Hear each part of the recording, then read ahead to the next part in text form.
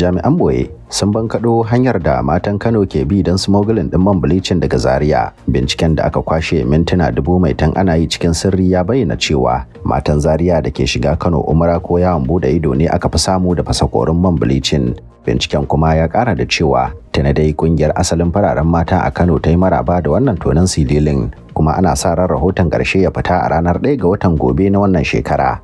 Kayan na gani ina so da Sokotawa suka fi kira da I love ta yi Allah wadai da aika-aikan 'yan majalisar jihar Sokoto. Majalisar jihar dai ta yi dokan hallaka I love a faɗin jihar, matakin da 'yan majalisar ke gani zai jawo hankalin masu zuba jarin aure zuwa jihar. Majalisar dai ta ce ta yi dokan ne saboda jihar Sokoto na fama da matsananciyar cutar tsadar aure, wadda ko a bara an sami Sokotawan da ke fadawa Katsina don samo mata masu saukin farashi.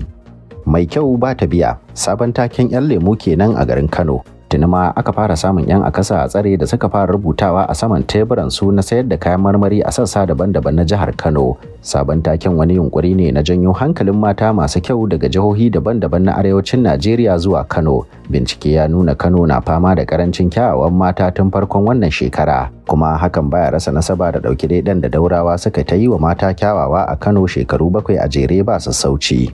Tun bayan shuka, zuba taki da ban ruwa da girbin kauna, a yanzu dai ahalin Muhammad Yu Ali da na marigayi Alkali Adamu na gayyatar ku zuwa ɗinke buhun kaunar Buhari Fage da aka fi sani da Buharin BBC da abar kaunarsa Fatima Ismail. Ɗinkin buhun zuciyar Buhari da aka hada da na Fatima zai gudana ne a ranar Asabar 20 ga wannan wata na Mayun 2023 a masallacin Alfurkan da ke Alu Avenue Nasarawa GRA Kano da karfe 11 na safe. Bikin da zai amshi bakuncin manya maza da mata daga ko'ina cikin Najeriya. Ana sa ran bikin zai sanadiyan hallakan ɗaruruwan 'yan mata da samarin kaji, yayin da bakin Zaria za a yi musu waliman gurasa albarkan shigowa Kano mai albarka.